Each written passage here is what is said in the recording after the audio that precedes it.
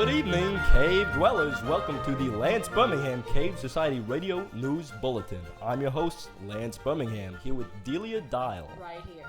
Tonight, we'll be talking to famous cave-dwelling director Edgar Rose about the recent allegations that have been made against him. That's right, Lance. Edgar's been all over the news lately as he has now been accused of extreme sexual misconduct by 14 women, 12 men, 7 children, and a dog. And unfortunately, this has all happened just 2 weeks before the much-anticipated release of Rose's new film, A Lovers Under the Electric Moon, in which a charmless older man seduces multiple young and beautiful women in Cavern 17, where the big spotlight is usually set up.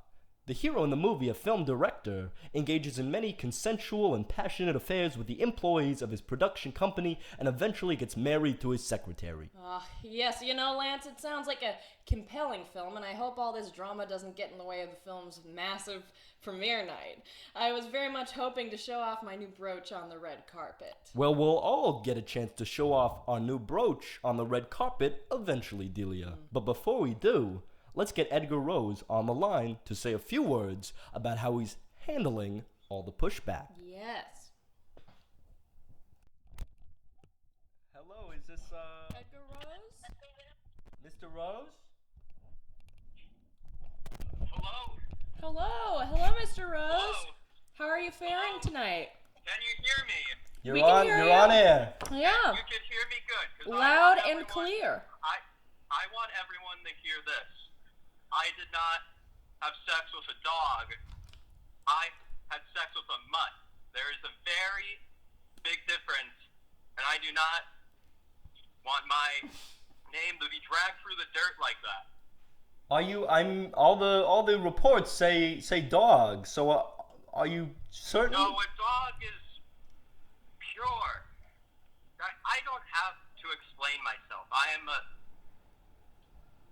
You know that us artists Well, you're have our special famous. needs for creativity. What? You're famous. Everyone knows that famous people don't need to be held accountable Yes, for it's anything that they a do. typical tabloid schmear campaign. Yeah. That's right. You know what would be better to throw them off your trail? You should probably get divorced. You know, that's really great for the headlines. I think a great distraction technique you could really use. That's true. I've Do you have a been wife? divorced 5 times though now. Are you a married man, Mr. Rose? Yes, I've been married for about 2 weeks now. I'm married to my wife, Brittany. She's 19 years old. I married her. She's my teenage bride. Well, congratulations on that recent engagement. Oh my that's God. wonderful. Where'd you go for your Thank you, honeymoon? thank you. Well, right now, we're living in the Wookiee Hole case in Great Britain. We were having a nice time, but our honeymoon had to come to a short end because I slipped on a stalagmite in these caves. Oh, that's terrible. I'm sorry to hear that. Happens Yeah, to the right. best of us. Were you Right in my injured? ass. Oh, it went right in your ass, did you say? Do I have to repeat it again? No. Stalagmite. That's all right. Right. We got you loud and clear. So your teenage bride, your trophy wife, if I may be so bold. What does she have to say She about is a these? trophy. What's she have to say about this mutt? What's she have to say about these men, women, and children who you've been involved with? Does she have any opinion, or is she just a teenager? She doesn't know any better, she's young. She doesn't know much. Me, I've been around, and when you grow older, how old are you? Is it Lance? Yes. And Lance. Delia Dial. And Amelia. Delia. How old are you? What? Delia. Amelia? Delia. Azealia. You sound like around my age. You know that. A We don't lady have to never listen reveals to her age. kids. I'm not We going don't to have tell to you that listen. on air. Otherwise, apologies. all my facelifts would be useless. If everyone knew the truth. And I've unfortunately lost count when I lost my planner on the plane.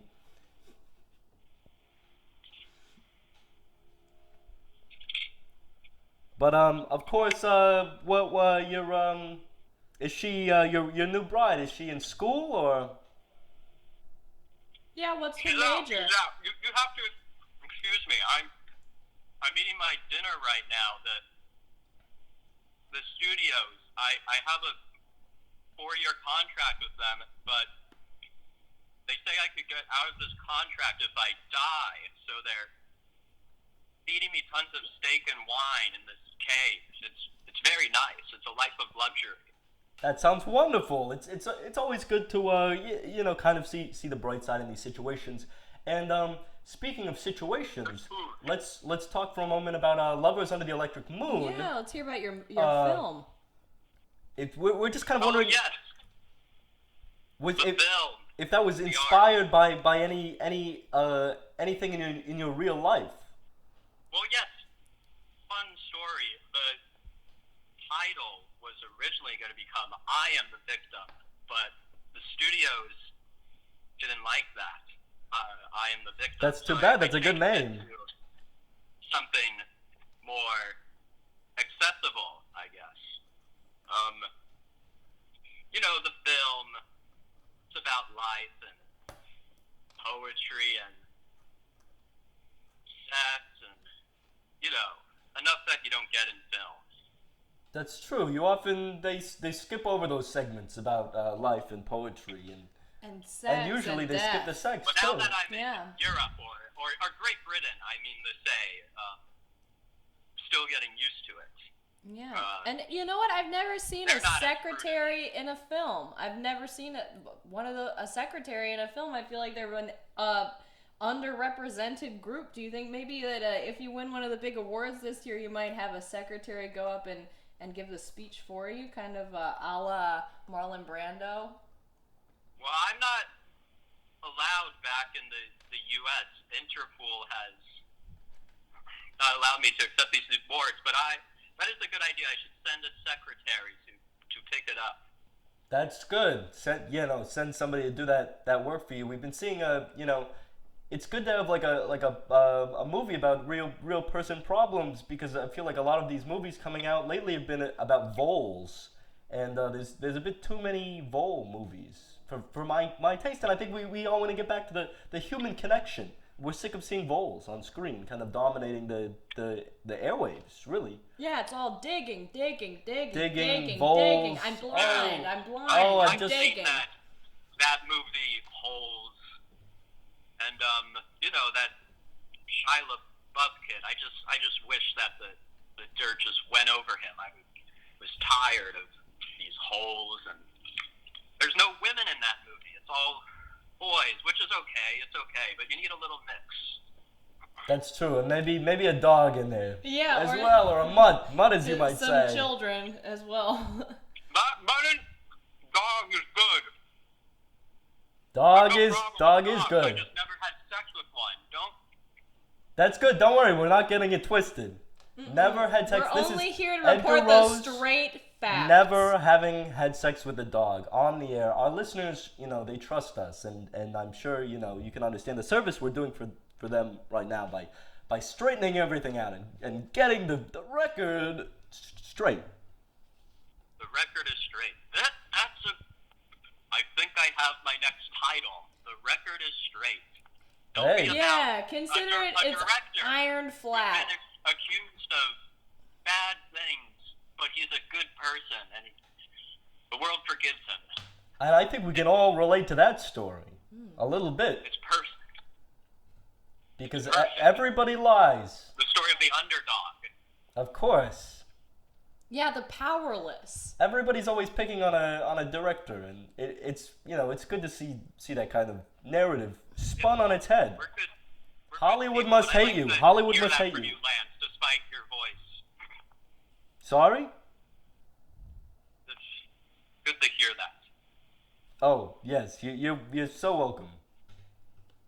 Well, thank you so much again for joining us today, answering those really questions. appreciate it. Yes, it's my pleasure. The film will be released on Halloween. It's going to be a scare. It will be a scare. And there might be some new brooches out roaming the runway. Oh yeah, So we're keep excited your eyes- for those award shows. keep We your eyes expect to peeled. see you there. I mean, of course, maybe I've got a big, hologram of big you, shiny one right on my chest right now. a statue of you, It's perhaps. heavy. Since of course you won't be able to attend, but we will be thinking of you when we see that wonderful movie. Just can't wait. Thank you again so much for speaking It's to going us to be and a scare. sharing your insights. It certainly was a scare speaking to you just now. Yeah. And stay well, Mr. Rose. Thank you. Best Thank of you, luck. Lance and Marianne? Delilah. Delia. Elila? Delia. Delia. Yulia. Yeah. Okay. All right. See you all in my dreams. We'll see you there, I too. hope not. Big kiss. It's gonna be a scare. Good night. Good night and good luck. And that was Edgar Rose joining us Edgar to talk about his new movie. Rose. What was it called? Lovers Under the Electric Spotlight. Moon. No, the electric Electric moon. Moon. That's Yes, right. the It's about the moon. spotlight. It's about the big spotlight. It's a kind of metaphorical almost, you know, like the moon, the spotlight is just gazing down at you, ever waxing and waning. You know, fame comes and goes, and I think Mr. Rose certainly has more than enough fame that he can deal with right now. I Seems know, like and he's then buckling and under the only getting pressure. getting more as the days go on. He's just fat. Hot topic. Yeah, he's just gonna get fat on all those steaks and those wines that they're feeding him. Oh, I know. And he's not going to look good in court. Certainly You not know, the you prisoner's wanna keep diet. a slim you want to be fashionable when you're at a court. You almost want to date. be kind of so thin that if you turn to the right side, you turn invisible. Or maybe because you're even, so like, thin, you so should nobody start, can you see should you. start losing weight so you can slip through the bars when they put him in prison. That's true. That's what the good ones do. Mr. Capone, Yeah. famously, slither right out. Ted Bundy. Ted Bundy did that too. That's right. You So know? did Ted And then- Danson. And but you know what's a great place you can go once you escape from jail? You could go to Florida. That's true. That's they have a big community there. I think they welcome it's you in. Classy when you're rich and trashy when you're poor, and when you're a convict is just the perfect place to go. It's the perfect medium of both things. It's Yeah. anything you could want. All the kind of prison without bars. You could say. Yeah, no, exactly. That's Back what they to- should just back send to what them you're in the used first to. place. I'm sure. So last on our agenda tonight, we're gonna take a brief look into the Lance Birmingham Church of Ambiguous Faith, and I'm gonna go there right now. I'm standing right now on hallowed ground. By day, the Church of Ambiguous Faith is home to many worshippers who gather beneath the statue of actually, it's kind of hard to tell. It's kind of hard to tell who that is. Is that a? Oh, there's a nun. Hold on. Hey, excuse me. Who's? I'm sorry. Who's this? Up. Just wondering who's this up here on the cross. Hello, Lance. Actually, we at the Church of Ambiguous Faith don't call it a cross. It's actually a giant T for tabletop tennis, a popular sport in the convent. And that fellow up there, we're not really sure. Kind of a mysterious little figure. It's been up there so long, we can't really tell whether it's a man or a woman anymore with all the dust and cobwebs.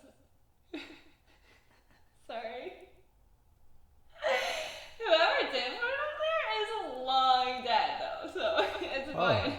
Well, thank you for the information. Yeah, whatever. Anyway, as I was saying, thousands gather to pray every day under the statue of a mysterious someone. But at night, when the church is silent, a certain ferret emerges from her crevice to turn the church steps into her own wild sex romp. Joni, the big crazy ferret slut, as the nuns have taken to calling her, has given birth to almost 100 little baby ferrets, and most of them right here on these very steps. If we can take a look in her crevice, we might even be able to see her. Yes, and here she is. Oh, look, with all those little squirming little nuggets of joy latched to her many teeth. If you could see this, it's such a sight. Oh my God, it's insane. They're like little worms crawling all over her. Jesus Christ. Well, Lance, who could have imagined? The walls of the church are rife with fertile ferrets and their moist little hairless infants. That's right, Delia. And the nuns don't seem to mind a bit. Not even a little bit. They say, they like it. They're kind of living in harmony. I mean, the nuns don't really seem to mind anything. They seem a little out of it, honestly. Yeah, no, a little bit like maybe they've been drinking some of that communion wine. Oh, yeah. Definitely. Yeah, I think it's communion whiskey down there, actually. They kind Communion of have Svedka. there's a bucket of something. Smells like toxic. Communion White Claw. Oh, boy. It's hard to tell bubbling right down the their chamber throats. pots and It makes them the communion bucket It makes apart. them delightful. It certainly does. It certainly makes the church-going experience much more fun for the participant. And that is where we wrap our show up tonight. Thank you, listeners, so much for joining us. Thank you. It's been a pleasure, as Everyone. always. As always, this is Lance Birmingham And Delia Dial. signing off.